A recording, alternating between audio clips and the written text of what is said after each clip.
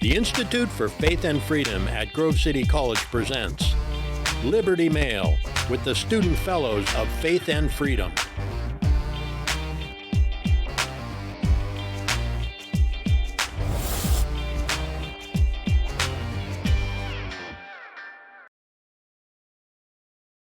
All right, welcome back to the Liberty Mail podcast. I'm Ashby Abernathy, and I'm joined today by Isaac Willauer, a former student of the Institute for Faith and Freedom, who wrote for Checkpoint News and co-hosted Another Angle in his time here as a fellow. He's a recent graduate of Grove City College and is currently working as a corporate analyst at the Boyer Research with Boyer Research, and he has many articles published with Daily Wire, National Review, as well as guesting on C-SPAN and Fox News. So, Isaac, what have you been up to for the last couple of months? I forget that I've done these things. Like, legitimately, I don't think about C-SPAN at all, right? It was on a random Sunday morning. They make you get up at 8 in the morning to do this. And I just kind of forgot because it was over, and then I went to church, and I was like, that's another day moving on, because you just kind of forget about it. And then 2 hours later, my Twitter feed blows up with like explosions of hate because I'm a conservative talking about racial issues. I'm like, oh, that's right, that happened today. Well, happy Sunday. Anyway, thanks for having me back on. This is absolutely. Is fun. Yeah, I'm excited. So, sorry, what was the question? So what have you been up to for the last couple of months? You graduated from Grove City? Yeah, right. So I work at Boyer Research, which is America's largest shareholder-first proxy consulting firm. So what that means is we advise institutional investors, so financial advisors, that sort of thing, several red state pension funds, on the best way to not invest in ESG. So ESG stands for environmental, social, and governance. And it is just a major fixture of American corporations that deprioritizes fiduciary responsibility, deprioritizes shareholder return in favor of all these social metrics, and on top of that has opened the floodgates for a lot of left-wing corporate activists to pressure companies into making corporate statements, into making a lot of big promises that are really partisan and political and don't really advance any real business agenda. So we've been working on our work against that takes two forms. The one, which is kind of niche and we won't talk about it a ton because it's going to take the entire 30 minutes to explain, is proxy voting, which is if you own shares of a company, you're entitled to vote those shares, and most people outsource that, and for years and years they've outsourced it to people who don't share their values. And only recently has there been a set of proxy guidelines that has emerged for people who are not pro-ESG, who are conservative, who want their businesses to be politics neutral, right? We're not trying to impose conservative politics. We're trying to pull politics out of business completely. Only recently has that become a thing because of the guidelines that my firm offers. So that's what we do. That's the one angle, right? That's the first prong. The second prong is what's called corporate engagement, which is where we deal with, which is probably the more familiar term, which is where we talk with investor relations.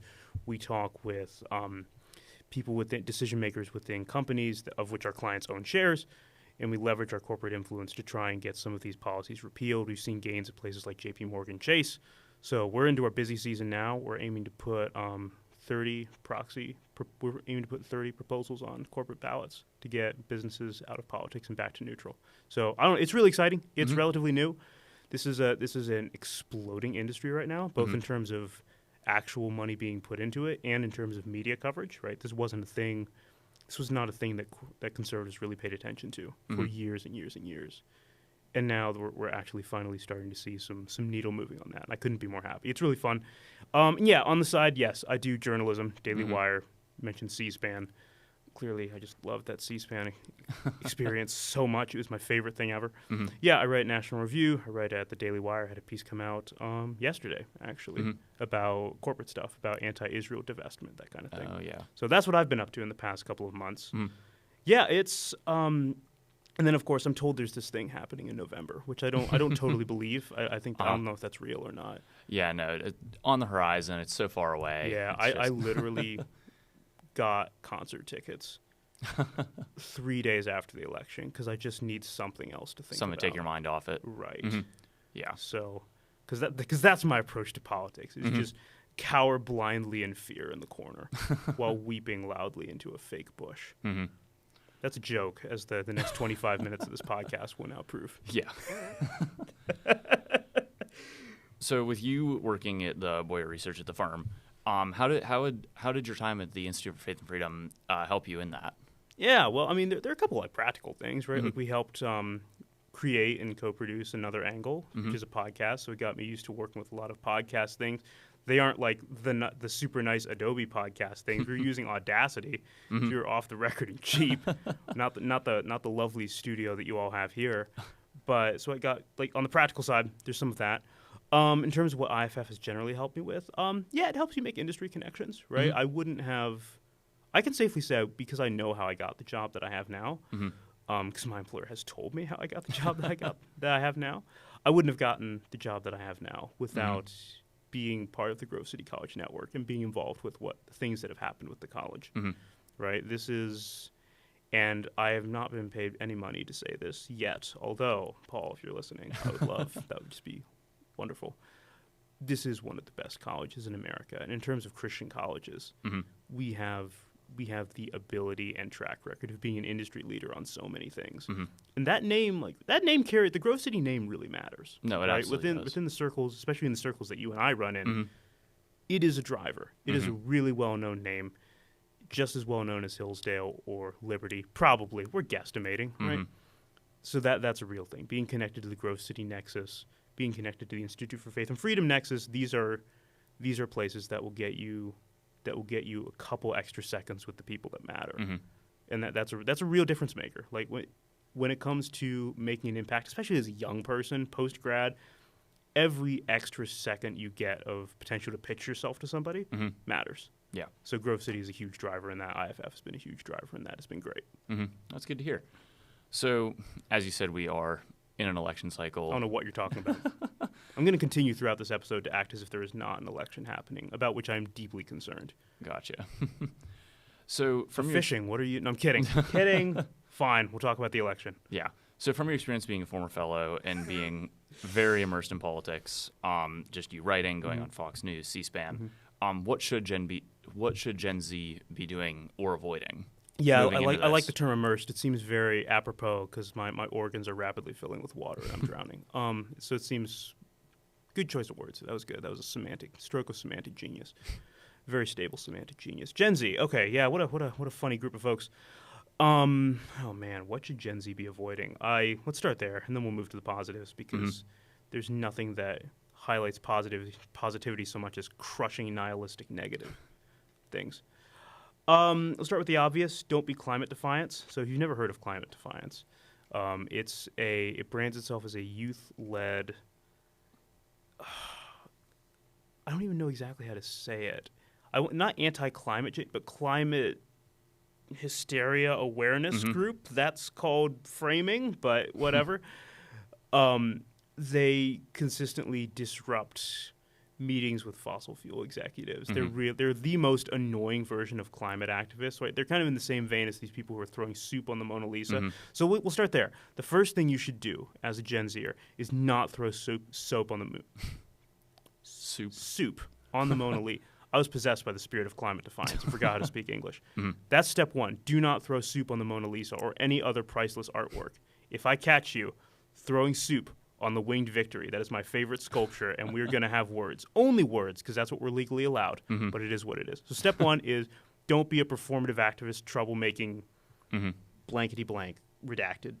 Print that, right? So that's step one, right? Performativism is really paralyzing. It's really tempting, right? Like, being performative, it's awesome, right? You make so much money. People clap you on the back and tell you you're making a difference. You're not. And they tell you that you're being a great person. You're not. They tell you that you're really going to be part of the future of serious You're not. You're not going to be any of these things. You're just going to get a bunch of likes on Twitter, and then it's going to get out what you're doing, and then everyone's going to hate you, and no one's going to hire you, and then you're going to end up working in some kind of echo chamber organization for the rest of your life. Many such cases. So that's step one. Don't be performative. What else to avoid?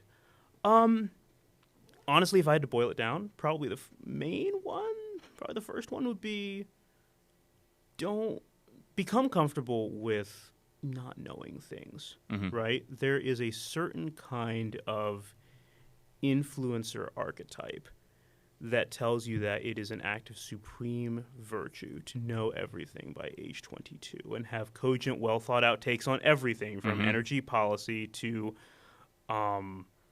abortion by the time you're 22. This is a lie. you're being taught wrongly. You do not, in fact, have to have answers, and especially you do not have to have opinions on anything, on everything, by the time you're 22. Mm-hmm. This is driven by the spirit of our age that tells us that mini celebrityism is all that matters. Mm-hmm. This is not true. Turns out you will actually get a lot better. And for example, like my work is a perfect example of this, right? I was not a finance major at Grove City College. I was not a business major at Grove City College. I'm learning this from the ground up. Mm-hmm. I'm learning it from people who've been in the business for decades, right? I'm learning it from people like Jerry Boyer, learning it from people like David Bahnsen. Who have been in this industry for decades and have generated billions of dollars, literally, in wealth for other people. Mm-hmm. I'm learning it from the ground up, point being. So I have to be comfortable with, especially really early on, like a couple months ago when I was just starting, I have to be comfortable with the fact that there's a bunch of stuff I don't know. And there's a lot of questions that you have to ask that will make you feel like the dumbest person in the room. Because in a lot of moments when you're the youngest hire in the building, yeah, you are the dumbest person in the room. Get used to it.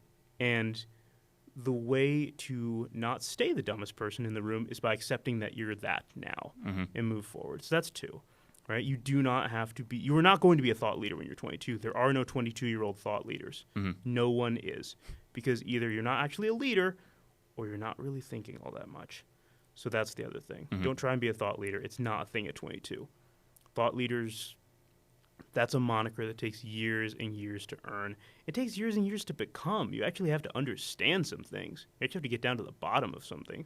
This is why, I started my career as, I was planning to be a journalist before I kind of took this weird left turn into anti-corporate bias, anti-ESG stuff. Mm-hmm. I was going to be a journalist, and I had started out my career as a reporter, reporting on higher ed stuff. I think that's a great way for people to get started, because reporting on stuff, you're not the story. Mm-hmm. Your opinion is not the angle. The angle is what's happening. And you don't really have an angle outside of this is what happened if you start as a reporter, which I think is really good, because when you're 18, no one really should care that much about your opinion. Mm-hmm. I say this as someone who wrote op-eds at 18, but hey, that's what college papers are for, right? Mm-hmm. So I would say that. Get used to that. I don't want to say know your place like the Rock used to say, know your role, shut your mouth. But there are moments when you have to do that, right? Mm-hmm. There's wisdom in understanding that you don't have to be the cynosure of intellectualism at 22. Yeah, and you touched on influence and stuff. Would you say that most influencers getting caught up in, just hearing about this, it reminds me just of manufactured outrage specifically, just getting caught up in knowing everything about a topic and then just putting yourself in the front of it. Would you say that's something that Gen Z should be shying away from more so? Well, yes, it is something we should be shying away from. But manufactured outrage, there is this real sense of, if you're not totally educated on Palestine, we'll just use that because it's a really easy topic. Mm-hmm. Sorry, we popped really close to the mic. Apologize to whoever's running audio levels on that. If you don't know everything about Palestine, you're a bad person. You're complicit in genocide for not knowing every single person that has died since October 7th. And I'm like, really? That's not how this works, right? So there's this great quote from René Girard about the excessive concern for the victims of history is often cloaking an attempt to advance ourselves at their expense, or something close to that. Mm-hmm. That's very true. If you spend all of your time defining your ability to be a good person as your ability to know all the things about a given issue and have the exact right answer and the exact correct take, and by correct, I don't mean what you believe to be morally correct. I mean what is socially in vogue considered to be correct. This is a wonderful way to dry out your soul and rob your life of all transcendent meaning, right? This is a way to render yourself entirely. Rusty Reno was here yesterday and said a bunch of stuff that I don't agree with. One of the things I do agree with is his binary between the aspiration towards change and the aspiration towards permanence. If you build your life on having the socially correct opinions about every issue, you will in fact become guided by the spirit of change at all costs, which is not great, because it means you don't actually believe in anything permanent. You're not willing to actually take a stand on this kind of stuff, right? Winston Churchill, a lot of stuff they did that wasn't great. He was, in fact, better than Adolf Hitler. We can say that for the record here, despite what some on Twitter think. Many such cases. He had a quote about, if you have enemies, it means you've done something good with your life. That's only partially true, because there are ways to get enemies that are not all that great. Climate defiance. But that's something. Actually be bothered to stand up for something. It is, I think one of the positive things about Gen Z is that we are rejecting the idea that it is cool to not care. Apathy is not, in fact, a virtue. The problem with many very progressive Gen Zers is not that they don't care about the issues, it's that they care way too much. Or that their caring takes the form of, my version of care is unfettered belief in the power of the state, in the power of repression, in the power of redistribution to fix human problems, when in reality it is in fact human action that fixes those problems.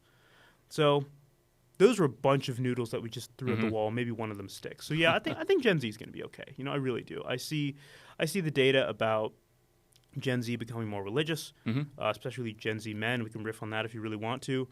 I see the data about that, and I'm kind of encouraged. Do I think all of that is totally real? No. I mean, of course, some guys are just looking for a social club, and boom, the church is there, and the church doesn't hate men and actively disenfranchise them all the time. So, like, we'll roll with that. Maybe we'll see if that's good. Is some of it that? Yes. It is a proven fact that institutions of meaning have benefits beyond just the meaning. They're also institutions. You get to hang out with other people that share these values. And I think Gen Z is rediscovering that because social media didn't teach us that. Postmodern nihilism didn't teach us that.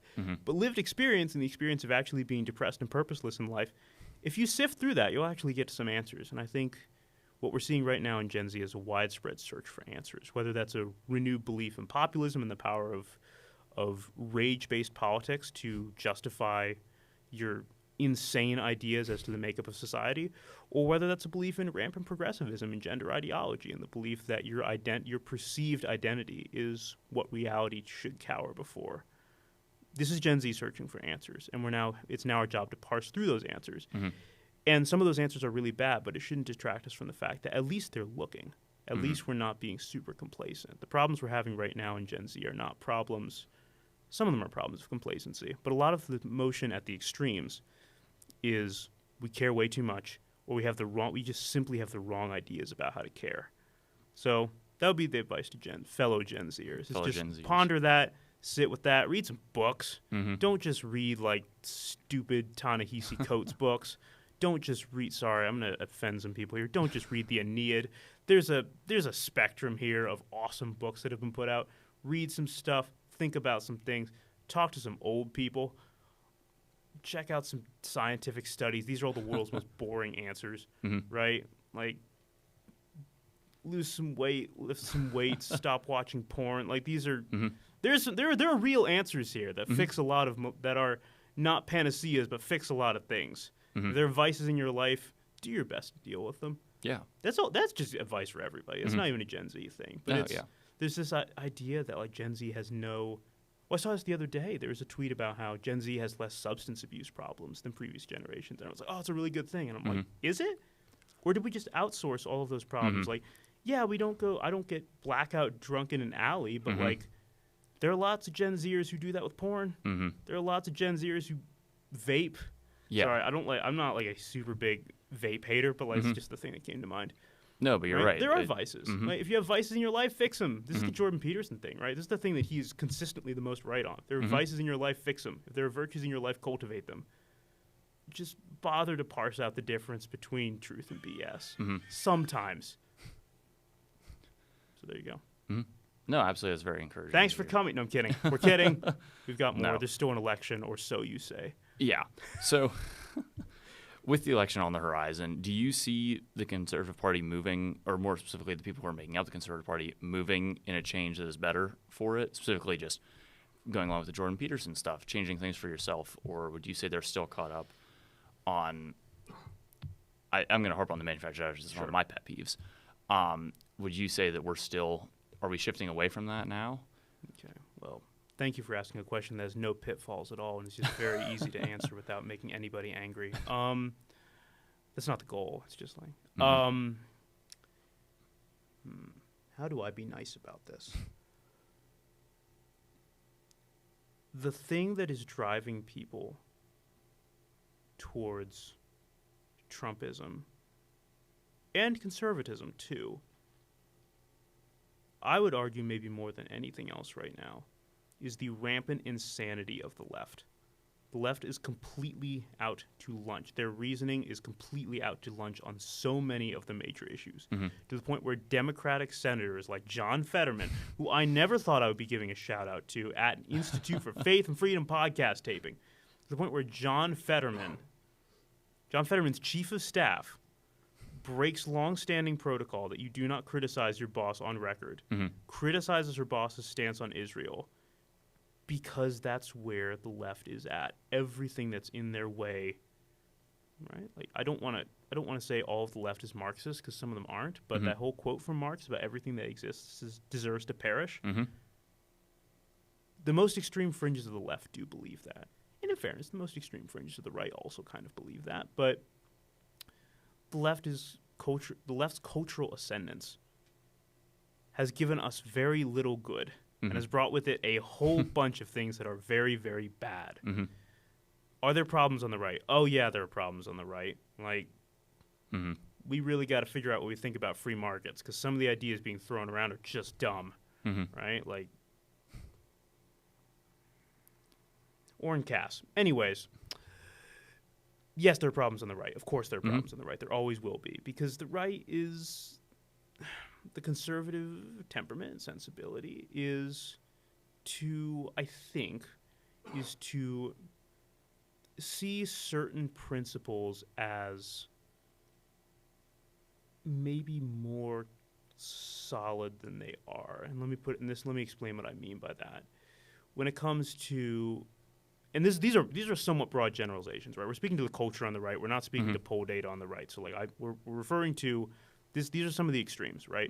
When it comes to things like the really extreme manosphere, right? Like Andrew Tate kind of stuff, who I'm not going to say anything positive about Andrew Tate. Nothing at all. The extremes of the manosphere are a bastardization of the notion that men and women are biologically different, right? It is true that men and women are biologically different. It is, in fact, despite what some might say, there are, in fact, biological differences there.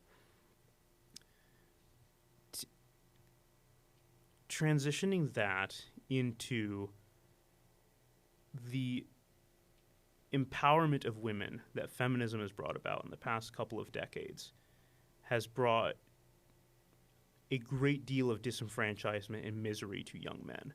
That is true. It is not true that fixing that means actively disempowering women. Right? Richard Reeves, who used to be at the Brookings Institute, now works at the American Institute of Boys and Men. Great book of Boys and Men. Highly recommend, especially if you're a guy. It's really, really good look at the data.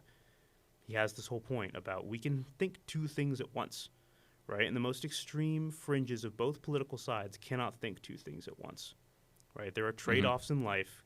Conservatism is about being okay with trade-offs. It's about being okay with balances. These are balancing acts, right? There is a balance to be had between the exaltation of women and the subjugation of men versus, which is what the most extreme feminists want, and the exaltation of men and the subjugation of women, which has been the trend for millennia of our history as human beings on this earth. There is, in fact, a balance to be struck between those two things. And I think political extremism is at its heart a failure of priorities, right? If you're talking about the people who want to, like the people in Iran who hang gay people from cranes, there is a necessity for social order. There is also a necessity that the state actively work to maintain individual liberty. When Iran does that, it misprioritizes order over liberty, and that's what communism does. And what radical, anarchist type people do when they say that we should reject the idea that there is any cost of government and we should privatize everything. It's way less bad than Iran, but it is in the same way a misprioritization. And I think the extreme right is another example of misprioritization. I think the extreme left is another example of misprioritization. It's the misprioritization of the individual self, the individual self-constructed identity, the expressive individualism over the necessity for things to fit within a broader social order that works towards human flourishing and the preservation of the species. These are misprioritizations. So yeah, I think there's always balances that need to be shifted, right? These are little adjustments. But in terms of the things that are driving people towards the political right now, it is a front row seat to the misprioritizations of the political left. People are not okay with that because the misprioritizations of the political left are not only philosophically incorrect, and we can sit here and have the proofs talk, they have brought a tremendous amount of damage and misery and uncertainty and fear and a decrease in human flourishing in this country. Mm-hmm. And that's what pulls people to the right. People don't read think pieces when they're drowning in a flood in Asheville, North Carolina, right? This is not a thing. People's self-interest is very, very strong. And they will, and most ideas on the right are fine. Most ideas on the right are legitimately true. Now, the modern right, maybe there are some things I don't agree with. There are definitely some things I don't agree with, right? But like, if you're a young guy and you're like 21 and you feel disenfranchised and you arguably incorrectly blame feminism as the root cause of all these things, then yeah, maybe you do go on YouTube and pull up some Nick Fuentes, and that just takes you down a rabbit hole of just awfulness. Am I going to blame you for that? I mean, at the ultimate road, yeah. I mean, you're kind of responsible for your own life. But I am going to look at some of the causal variables of everything around you and say, okay, there's no excuse for that. It is understandable. It is not excusable. No, absolutely. Yeah, that's fair.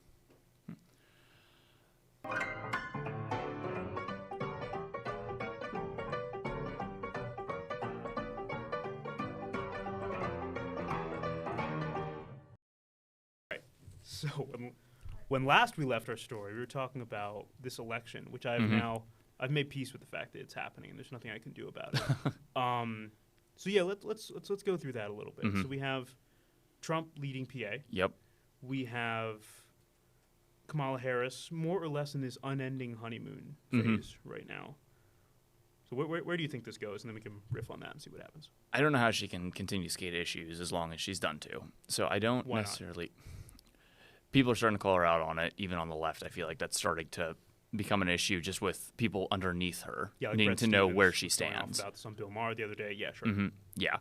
I hope the honeymoon phase will end soon.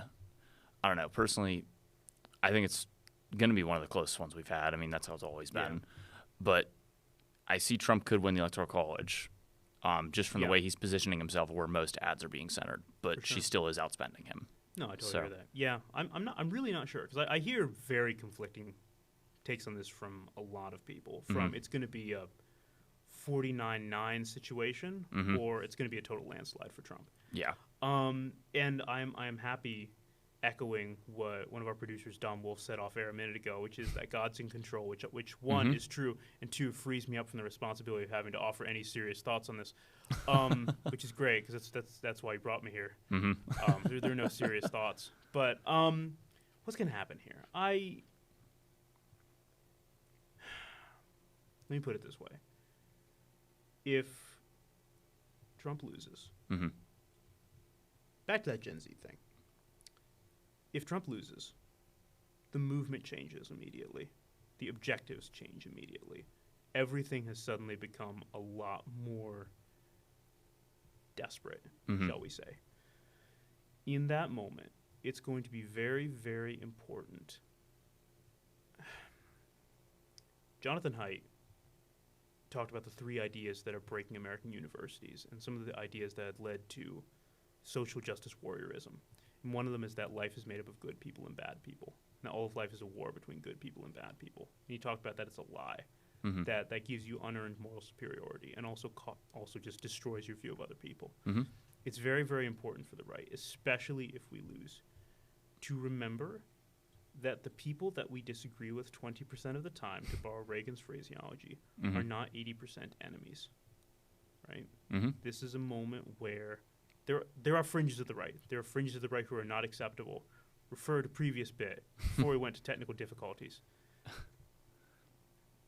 Most people are not like that. Even people on the right that we disagree with, who we think have some wonky ideas, these people are all coming under target if Trump loses. Whether you're a conservative who's cool with that, with Trump losing, I mean, or whether you're a conservative who's really all in for Trump, it doesn't matter. If he loses, our movement is in desperate need of serious tactical unity. We need to be okay with that. We need to be okay with allying with some people that we really don't agree with all that much to build a coalition that's going to weather this. That is the only thing, I think, if Trump loses, that matters for the conservative movement, right? It's that Ben Franklin quote. We all have to hang together because this is metaphorical. We all hang separately. This is a real thing. We need to be okay with that. We need to be okay with concentrating efforts on funding the places that are at risk, right? If Kamala wins, places like crisis pregnancy centers take on real risk, right? We need to, as a movement and as conservative people and as people who believe in the permanent things, we need to be willing to stand for those things. We need to be willing to rally support behind those things because it's not, at that point, that is not about politics. This is about values. This is about people who share our values being protected, and it's about the designs of people who do not share our values and would like to destroy them. It's about those designs being thwarted. It's about us all doing the work there. I think that's the most important takeaway for November. Like, I think we all have a certain outcome of the way we want that to go, but no matter what happens, the tactical calculus, we still have a mission, right? We have a mission that extends way beyond November. We have a mission to preserve human dignity, to ensure human flourishing, to resist attempts to collectivize things. Whether that push comes from the left or the right doesn't really matter. It all ends the same place, down, away from where we came from. This pinnacle of human flourishing that we've hit after, depending on your characterization, thousands or millions of years on this planet, right? We have a responsibility to preserve those things. That doesn't change.